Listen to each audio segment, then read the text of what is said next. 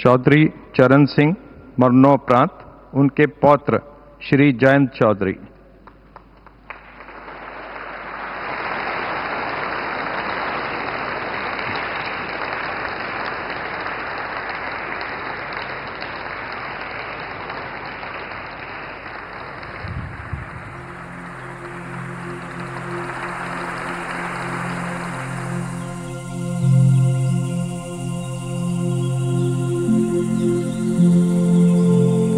बीसवीं सदी के शुरुआती दौर का भारत, जहां भारत के एक बड़े हिस्से पर बरतानिया हुकूमत का जुल्म सितम था, वहीं दूसरा हिस्सा राजे महाराजाओं, सामंती व्यवस्था, जमींदारों की जद में था।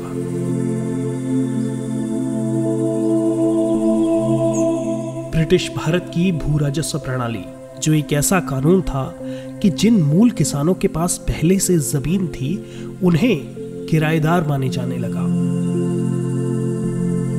और अगर किसान जमींदार को बड़ा हिस्सा नहीं दे पाते तो उनको उनकी ही जमीन से बेदखल कर दिया जाता था।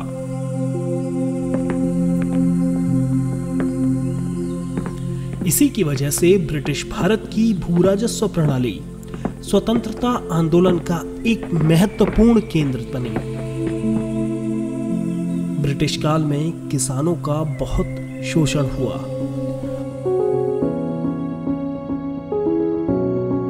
उत्तर प्रदेश में चौधरी चरण सिंह जमींदारी उन्मूलन और भूमि सुधार विधेयक के प्रमुख वास्तुकार और रक्षक बने, जिसे अंततः 1952 में कानून में पारित किया गया था।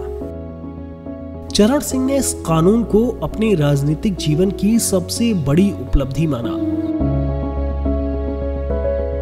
मध्यम काठी और दुबले पतले कद के चौधरी चरण सिंह, जिन्होंने अपने पूरे जीवन खादी कपड़े पहन के गुजारे, वे नैतिक और संयमी जीवन जीने के लिए भारतीय विकास में कृषि की प्रधानता देने के लिए, भारत की गरीबी के समाधान के रूप में ग्रामीण रोजगार सृजन करने के लिए एवं भूमि सुधार और कृषि उत्पादकता के लिए जाने गए। उनके खुद के शब्दों में सबसे बड़े जीवन की जो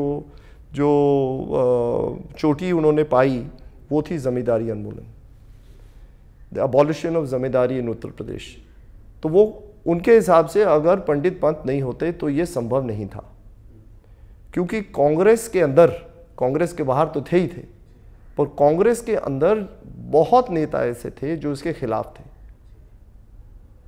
तो एक एग्जाम्पल वो देते कि सारे स्टेट्स में जहाँ पे जमींदारी उन्मूलन हुआ, जो भी लॉ पास हुई, उसमें राइट टू रिज्यूम, मतलब जो ज़मींदार था अगर वो कहे कि भाई हो गई ज़मींदारी ख़त्म, अगर ज़मींदार ये कहे कि मैं 30 एकड़ 60 एकड़ 90 एकड़ वापस ले रहा हूँ और मैं खुद काश्त करूँगा, तो सारे स्टेट्स में हिंदुस्तान में वो राइट टू रिज्यूम दिया गया। उत्तर प्रदेश में नहीं दिया गया। चौधरी चरण सिंह, जो कि भारत के आगे चलकर 5वें प्रधानमंत्री बने, उनका जन्म 23 दिसंबर 1902 को संयुक्त प्रांत के मेरठ जिले के नूरपुर गांव में हुआ था। 5 एकड़ की जमीन पर खेती करते थे हमारे परनाना नानी चौधरी मीर सिंह और नेत्र कौर, खुद खेती करते थे, और वो ज़मीन उनकी नहीं थी। तो आप ये सोचिए कि चौधरी साहब के माता पिता टेनेंट फार्मर्स थे, ज़मीन उनकी खुद की नहीं थी। चरण सिंह की प्रारंभिक शिक्षा जानी खुर्द गांव में हुई। वो एक सक्षम और उज्जवल छात्र रहे। 1919 में उन्होंने मेरठ से सरकारी हाई स्कूल से मैट्रिक की पढ़ाई पूरी की। इसके बाद वो आगरा कॉलेज आगरा गए, जहां उन्होंने 1923 में बीएससी, 1925 में इतिहास में एमए और 1926 में एलएलबी किया। साधन नहीं तो क्या किया जाए, तो उन्होंने कहा भैया अब तुम काम करो खेती में, हमारे पास तो है नहीं। जा रहे थे जानी खुर्द, इसके बाद तो हमारी बस की नहीं। तो उनके जो ताऊ जी थे उन्होंने कहा नहीं, इसमें तेज है, ये बहुत होनहार बच्चा निकलेगा, इसको मैं जानता हूँ कि उन्होंने उनको फिर मेरठ भेजा। चलिए मेरठ का किस्सा हुआ, मेरठ में पढ़े, फिर इंटर किया, ये सब किया, फिर वो गए आगरा कॉलेज। तो दूसरी मूल बात चौधरी साहब की है कि शिक्षा से उन्होंने अपने जीवन में परिवर्तन लाया। उन्होंने गाजियाबाद में नागरिक कानून का अभ्यास करना शुरू किया, लेकिन 1929 में भारतीय राष्ट्रीय कांग्रेस में शामिल होने के लिए उन्होंने वकालत की प्रैक्टिस को छोड़ दिया। चरण सिंह ने जीवन भर एक किसान परिवार में अपनी परवरिश और इससे जुड़े मूल्यों अर्थात निरंतर कड़ी मेहनत, स्वतंत्रता और अडिग ईमानदारी को संजोया। वो सुबह उठते थे और मॉर्निंग वॉक पर जाते थे, और उसके बाद में अगर तुगलक रोड पर पीछे एक वैसे तो पेड़ काफ़ी है, एक बड़ा छायादार सा पेड़ है बिल्कुल उनके कमरे के पीछे, वहीं एक सफ़ेद वाली टेबल और एक और पड़ा रहता था, वहाँ आके बैठ जाते थे, वहीं अखबार पढ़ते थे, वहीं चाय पीते थे, वहीं बैठ के फिर सेविंग का सामान हुआ सेविंग। इतने में सुबह से लोग आना जाना शुरू। आजकल मिलने जुलने का जो है ना, 5-7 लोगों से तो कि साहब फला फला आए हैं, हाँ हाँ ठीक है भेज दो। सेविंग करते करते 5-10 लोगों को निपटा देते, मिल लेते थे, क्या बात है कैसे। तो मतलब सादगी इतनी थी, जो आज सादगी ईमानदारी की बात है, तो हमने गांधी जी को तो नहीं देखा।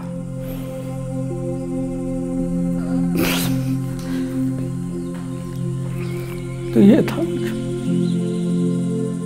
ग्रामीण जीवन का किसान तरीका उनके जीवन का सबसे बड़ा परिभाषित प्रभाव था, जिसने उनके नैतिक जीवन सिद्धांतों को स्थापित किया और बाद में उनके बौद्धिक और राजनीतिक विचारों को आकार दिया। गांव का और जो समाज वहाँ गांव के हैं, उसका जो वातावरण बना, उसका प्रभाव चौधरी साहब के मन पे बहुत पड़ा, क्योंकि खेती की तो हमेशा से मुश्किलातें रही हैं। उस ज़माने में सोचिए आप, 1902 में जब अंग्रेज़ थे, शासन भी कर रहे थे और शोषण भी कर रहे थे दोनों साथ साथ, तो उस ज़माने में क्या हालत थी किसान की। 20 या 1921 की बात होगी कि आगरा कॉलेज में वो महात्मा गांधी जी की शब्दावली थी तब, हरिजन। अब हम अनुसूचित जात और जनजात की बात करते हैं। तो उस बात से वो इतने प्रेरित हुए कि उन्होंने एक प्रतीकात्मक तौर पर अपना विरोध जताने के लिए कि सामाजिक व्यवस्था को लेकर जो एक शोषण होता है एक वर्ग का, उसके प्रति अपने विरोध को जताने के लिए उन्होंने एक अनुसूचित जात के व्यक्ति से भोजन लिया। ये आज के समय में हमें कोई बड़ी बात नहीं लगती, और जब हम कोई अंतर नहीं मानते तो बिल्कुल कोई बड़ी बात नहीं है, राइट। लेकिन हम 100 साल पहले की बात कर रहे हैं। तो उस समय आगरा कॉलेज में जितने छात्र थे और उनके सहयोगी थे, उन्होंने विरोध कर दिया। उन्होंने जाति प्रथा का हमेशा विरोध किया, हर स्तर पर विरोध किया, नवीन विचार सामने लाए। आज भी हम लोग शर्माते हैं उन बातों को कहने से, जिन बातों को सामाजिक और राजनीतिक मंचों से चौधरी साहब खुल के कहा करते थे। आज भी भारतीय समाज में शायद इतनी तरक्की के बाद भी कुछ चीज़ें अभी तक हम नहीं कर पाए हैं, जिनकी कल्पना चौधरी चरण सिंह जी ने 100 साल पहले की होंगी अपनी जवानी में। तो कितने संवेदनशील हो रहे होंगे। 1918 के आसपास स्वामी दयानंद के आर्य समाज ने दूसरे महत्वपूर्ण प्रभाव के रूप में उनके जीवन में प्रवेश किया। तीसरा महात्मा गांधी का भारतीय राष्ट्रीय कांग्रेस के नेतृत्व वाला स्वतंत्रता आंदोलन था। उन्होंने अंग्रेजों के शासन से मुक्त भारत और ग्रामीण भारत के लोगों की उद्यमशीलता और लोकतांत्रिक भावना को गुलाम बनाए रखने की साजिश रचने वाली कई नीतियों के बारे में एक वैकल्पिक विकासात्मक दृष्टिकोण रखा।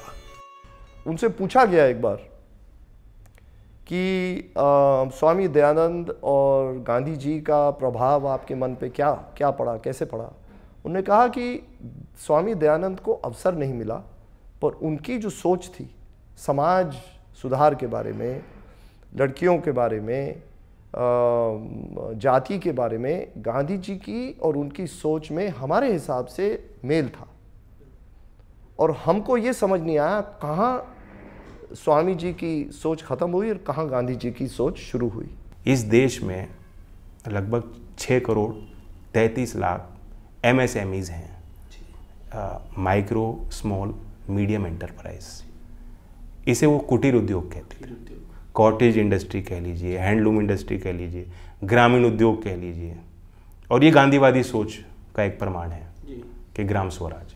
तो वो ये जानते थे कि खेती की जो ज़मीनें हैं उसका विस्तार कहाँ तक संभव है, और वे जो है चाहते थे कि जो परिवार खेती में हैं, ज़मीन का मालिकाना हक उन पर रहना चाहिए जो खेती कर रहे हैं, लेकिन उससे अलग भी हमें दूसरे स्रोत खड़े करने पड़ेंगे।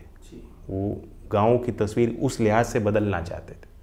और उनका जो वो था कि अगर आज हम देखें, अगर चौधरी चरण Singh ji cottage small industry की उस समय वकालत नहीं करते तो आज इस देश में क्या 6 करोड़ 33 लाख MSME होती, और इनमें से आधे से ज़्यादा आज ग्रामीण क्षेत्र में है।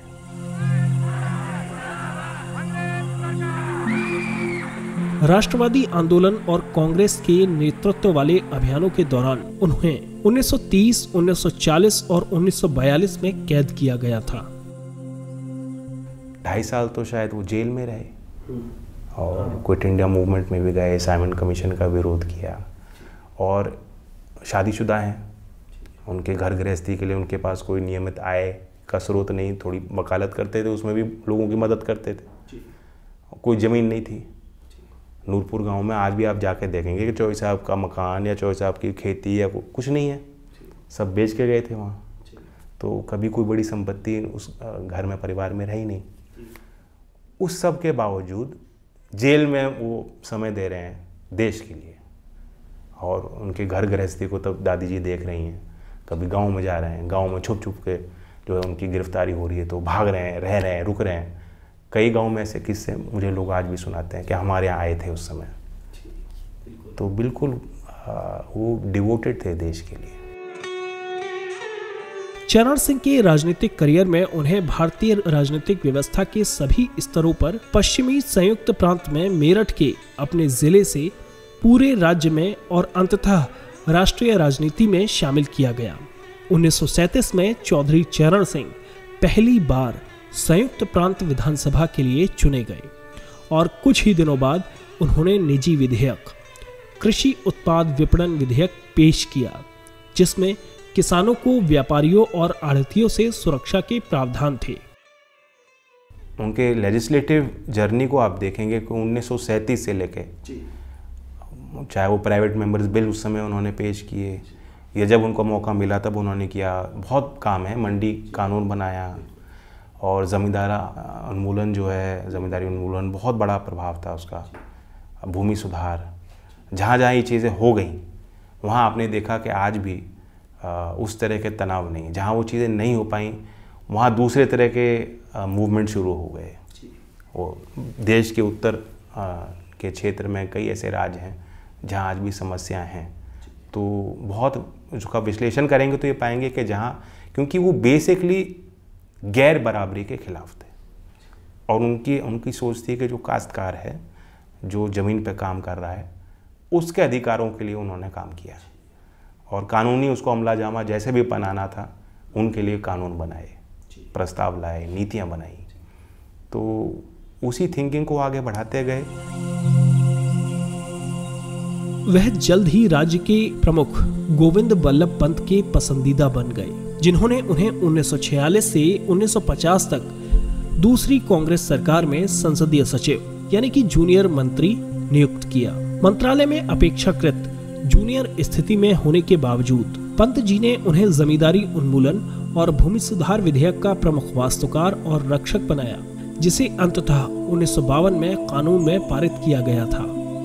चरण सिंह ने इस कानून को अपने राजनीतिक जीवन की सबसे बड़ी उपलब्धि माना। इस कानून ने लाखों किसानों का सशक्तिकरण किया और शक्तिशाली जमींदारों के शोषण का शांतिपूर्ण विनाश किया।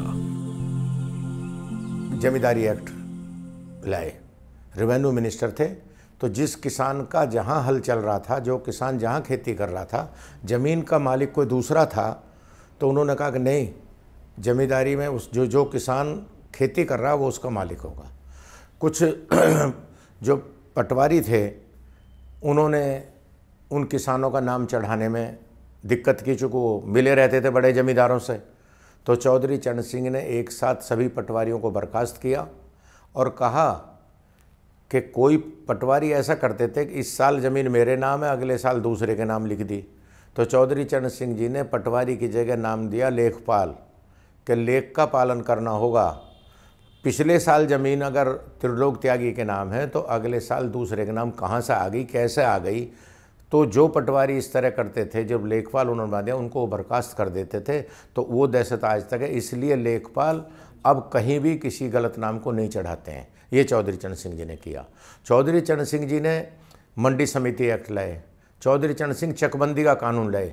किसान की ज़मीन बिखरी पड़ी रहती थी, चौधरी चरण सिंह जी ने उनको इकट्ठा करके एक साथ, और एक काम बड़ा किया उन्होंने कि जो चकबंदी से 5% ज़मीन छूट पे मिलती थी वो ग्राम सभा में जाती थी, उसमें ये भी कानून लाए कि ये हरिजनों को अलॉट होगी, भूमि इन लोगों को अलॉट होगी। 1951 से करीब 1960 में 19 महीने की अवधि को अपवाद के रूप में छोड़ दें तो वो उत्तर प्रदेश में हर कांग्रेस सरकार में कैबिनेट स्तर के मंत्री थे। उन्होंने राज्य कानून, राजस्व, भूमि, कृषि, वन और कानून और व्यवस्था के जटिल मुद्दों की एक श्रृंखला का गहरा ज्ञान प्राप्त किया, जिसने उन्हें कई मुद्दों का एक अद्वितीय दृष्टिकोण प्रदान किया और उत्तर प्रदेश और बाद में देश के सामने आने वाली विशाल समस्याओं का समाधान किया। सरकार में उन्हें सरकारी प्रशासन में दक्षता के लिए एक योद्धा की प्रतिष्ठा प्रदान की। व्यक्तिगत सिफारिश में विश्वास नहीं रखते थे। मैं किसी प्रकार का कि कोई ट्रांसफ़र वाले आ रहे हों, जॉब वाले आ रहे हों, ये आ रहे हों, वो सामूहिक काम में विश्वास करते थे। लोग आए, गांव के आदमी आए, 100 आदमी, जी हमारे यहाँ दिक्कत आ रही है और ये है, ऐसा है। सुनते रहे, अच्छा हाँ, सुनने के बाद बोले ठीक है तुम जाओ। उनके जाने के बाद उन्होंने उसकी डिटेल भी, लोग आए थे, कहाँ के थे, वाकई है कि नहीं है, उन्होंने कुछ खुद फिर उस पर कार्रवाई भी की। लोग गाँव पहुँचने से पहले ही उनमें कुछ कार्रवाई 2-4 जगह हुई। जैसे 1-2 बार वो यूपी में मिनिस्टर थे, जब कुछ थानों का निरीक्षण किया, सिंपल ड्रेस में किया कि भाई धोती कुर्ते में कौन आएगा। कई थानों में गए, वहाँ देखकर स्टाफ नहीं था, बहुत जाती थी। कैदी जो पकड़ के लाते थे उनकी क्या हालत थी वहीं दोकप में, दुखी छापे मारे, सस्पेंड भी किए। किसानों की दुर्गति होती थी, पटवारी लेखपाल करते थे, उन सबको एक ही क्रम से बर्खास्त कर दिया कि किसानों के साथ जाति मैं नहीं होने दूंगा। ये हुई, तो उनका सारा जीवन इसी सोच में निकल गया। तमाम राजनीतिक उठापटक के बीच वो लेखन से पीछे नहीं हटे। अपने सादगी भरे जीवन में सच्चरित्र पर बड़ा जोर दिया। उन्होंने कई पुस्तकों के साथ साथ राजनीतिक दल के घोषणा पत्र भी लिखे। जो उन्होंने किताबें लिखी, ये मैं उनको आपको दिखाना चाहता हूँ। ये एक सेलेक्टेड वर्क्स हैं चौधरी साहब का, और इसमें हमने किताबें, जो चरण सिंह अभी लेखाकार है, उन्होंने ये 5 किताबें उनकी फिर से छापी हैं। ये लुप्त हो गई थी कुछ हद तक। 1947 में जमींदारी उन्मूलन, 1959 में जॉइंट फार्मिंग एक्सरेड, 1964 में India's poverty and its solution, India's economic policy 1978 में, और 1981 में इकोनॉमिक नाइटमेयर ऑफ इंडिया, और एक लैंड रिफॉर्म इन यूपी की किताब। तो ये जो पुस्तकें थीं इन्होंने लिखी अंग्रेजी में। वो जानते थे कि बागडोर हिंदुस्तान की उनके हाथों में है, जो अंग्रेजी बोलते हैं, अंग्रेजी समझते हैं, अंग्रेजी लिखते हैं, चाहे उनकी फीसदी हो ना के बराबर। तो ये उनके लिए लिखा, जिसको आज बोलते हैं पॉलिसी मेकर्स। 1967 में कांग्रेस से मनमुटाव के बाद और पार्टी में जारी षड्यंत्रों के बीच उन्होंने कांग्रेस को छोड़ना मुनासिब समझा और कांग्रेस से अलग हुए। इसके बाद उन्होंने एक नई राजनीतिक पार्टी भारतीय क्रांति दल विकसित की। 1967-68 में और फिर 1970 में उत्तर प्रदेश के मुख्यमंत्री बने और भारत में गठबंधन की राजनीति के अग्रदूत भी। 1975 और 1977 के बीच आपातकाल के शासन के पश्चात 1977 में हुए आम चुनावों में कई दलों के साथ मिलकर कांग्रेस को हराया गया और स्वतंत्रता के बाद भारत में पहली गैर कांग्रेसी सरकार की स्थापना हुई। जनता पार्टी बनी, उनकी मेहनत थी और कई लोगों की मेहनत थी। पहले दिन से वो इस पे तत्पर थे कि एक पार्टी बननी है। हिंदुस्तान की लोकतंत्र के लिए ज़रूरी है कि 2 पार्टी हों और दो पार्टियों का अलग अलग प्रोग्राम हो और उनको जनता परखे और फिर उनको चुने। इतनी सारी पार्टीज़, कांग्रेस को कभी भी 30%, 32% से ज़्यादा वोट नहीं मिलते थे, 35%, 37%, मतलब मेजॉरिटी ऑपोजिशन को जाती थी। तो उन्होंने कहा कि ऑपोजिशन को एकत्र किया जाए, एकजुट किया जाए। चौधरी चरण सिंह 1977 और 1979 के बीच नई दिल्ली में जनता सरकार में मोरारजी देसाई के गृह मंत्री, तत्कालीन उप प्रधानमंत्री थे और जुलाई में जनता सरकार के टूटने के बाद थोड़े समय के लिए भारत के प्रधानमंत्री भी बने। अभी यहाँ केंद्रीय गवर्नमेंट में जो तब्दीली आई है वो प्रजातांत्रिक तरीके से और शांतिपूर्ण तरीके से आई है। हरिजन लोग, आदिवासी लोग, भूमिहीन लोग, बेरोजगार लोग या जिनके पास कम रोजगार और अपने देश के 50% से अधिक किसान जिनके पास केवल 1 हेक्टेयर जमीन है, 4 बीघे जमीन से कम है, इन सब की तरफ गवर्नमेंट का विशेष ध्यान होगा। प्रधानमंत्री बनने के बाद चौधरी चरण सिंह ने ग्रामीण विकास विभाग की जगह ग्रामीण पुनरुत्थान मंत्रालय बनाया, जो कि आगे चलकर ग्रामीण विकास मंत्रालय बना। नवंबर 1985 में उन्हें एक गंभीर अक्षम स्ट्रोक का सामना करना पड़ा और 29 मई 1987 को नई दिल्ली में उनकी मृत्यु हो गई। उन्होंने उत्तरी भारत की राजनीति पर एक स्थायी छाप छोड़ी, जहां उनके राजनीतिक वंशजों ने मध्यम किसानों के बीच दुर्जय राजनीतिक आधार को बरकरार रखा। मेरे जैसे हजारों नौजवानों को उन्होंने, किसानों के लड़कों को, कमेरों के लड़कों को, मेहनत कश के लड़कों का हाथ पकड़ के, जो राजनीति की गंगा बड़े बड़े महलों में और बड़े बड़े जमींदारों का कैद थी, चौधरी चरण सिंह ने उस गंगा को गांव की गलियों में उतारा। उसमें ना उन्होंने धर्म देखा ना जाति देखी। चौधरी चरण सिंह को भारत के मध्यम वर्ग किसानों के प्रमुख प्रवक्ता के रूप में पहचाना गया है और भारत रत्न से सम्मानित होना इस सम्मान की शोभा को और बढ़ाता है।